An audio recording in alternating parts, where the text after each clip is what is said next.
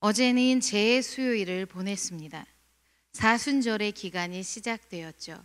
그런 의미에서 오늘은 새롭습니다. 저는 우리 성도님들이 아침을 맞이하며 날마다 새롭기를 소망합니다. 새롭게 시작되는 18일 오늘 먼저 말씀으로 하루를 열겠습니다. 본문은 누가복음 4장 42절로 44절입니다. 거룩하신 하나님의 말씀입니다.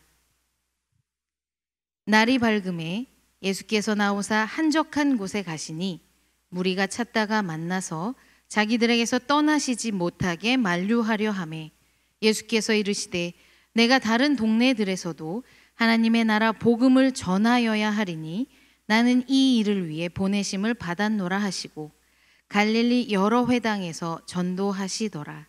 아멘. 본문의 말씀은 누가복음 4장의 마지막 단락입니다. 4장은 조금 특별한 장으로 여겨집니다. 두 가지의 의미를 가지고 있는데요. 1절부터 13절까지의 기록으로 예수님은 마귀의 유혹, 시험을 이겨냈다는 하나의 의미를 갖습니다.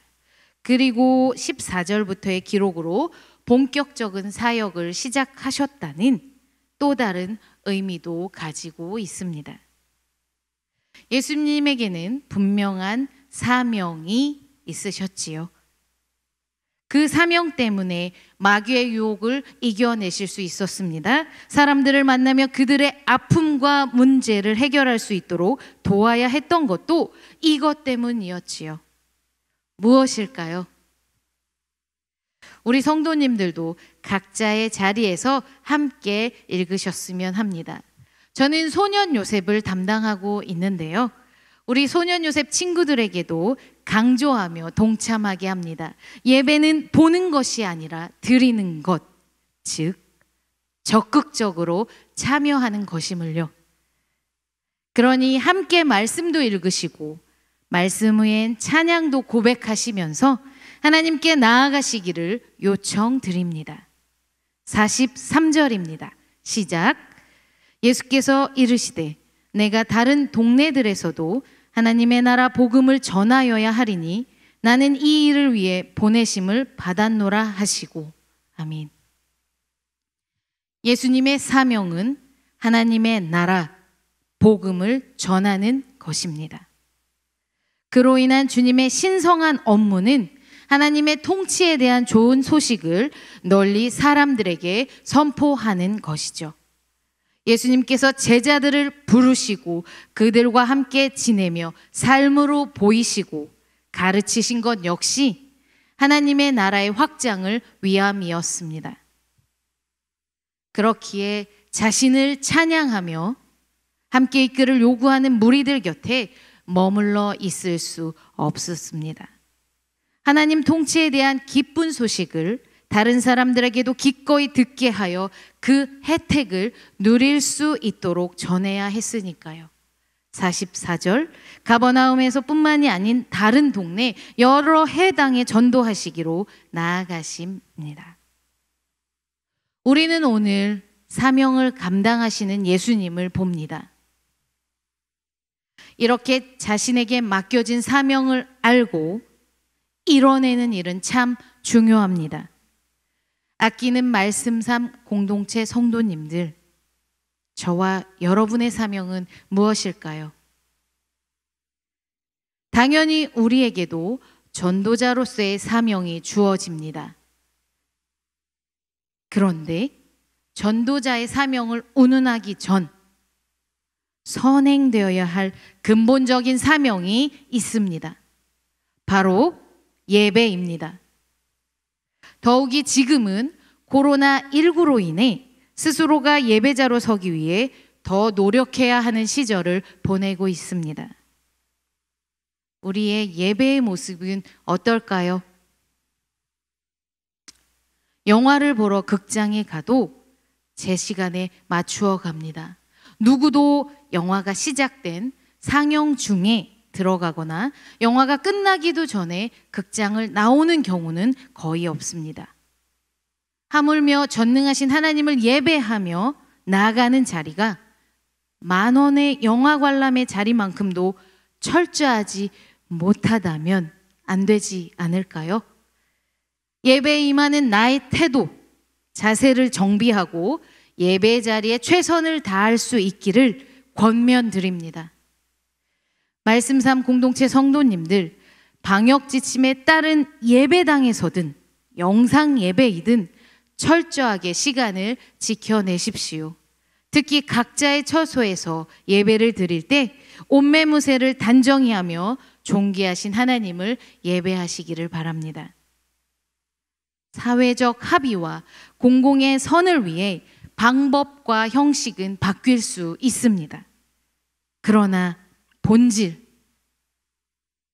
우리가 누구를 예배하고 있는지 인지해야 합니다. 그분 앞에 예배자로 서는 내 마음의 진정성과 태도를 분명히 하여 모든 사명 중에 제일 선 예배자의 사명을 이뤄내십시오. 더불어 예수님은 철저하게 아버지 하나님의 마음에 순응하고자 한 듯합니다. 42절에 날이 밝음에 예수님이 나오셨고 한적한 곳에 가시니 라고 기록합니다.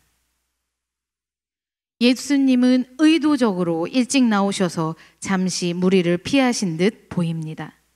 당시 가버나움은 길이 좁고 한 개의 뜰에 건물 4채가 마주하는 건축 양식이라고 합니다.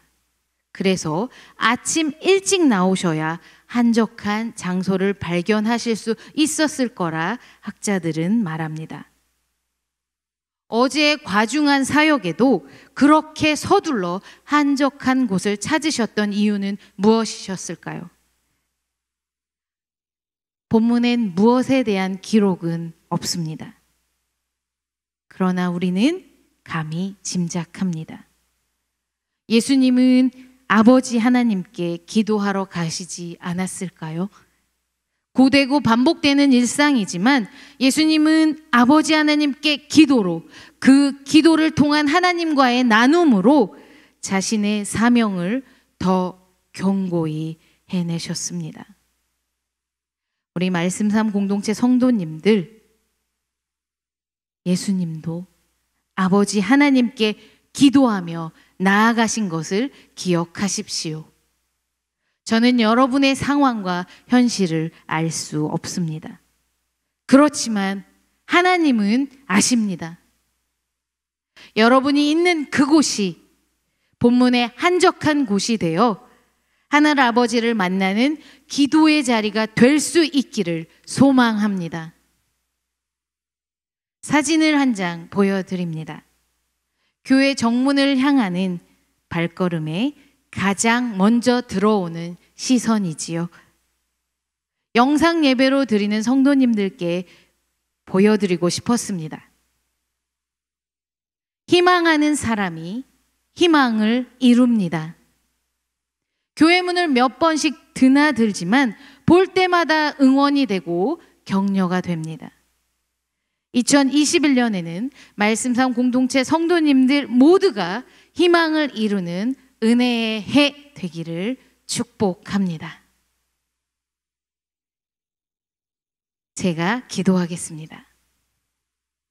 사랑이신 주님, 진심을 다해 예배하는 예배자로서의 사명을 감당하는 우리가 되게 하옵소서. 우리의 처소가 하늘 아버지를 더 뜨겁게 만나는 기도의 자리가 되게 하옵소서. 거룩하신 예수 그리스도의 이름으로 기도합니다. 아멘.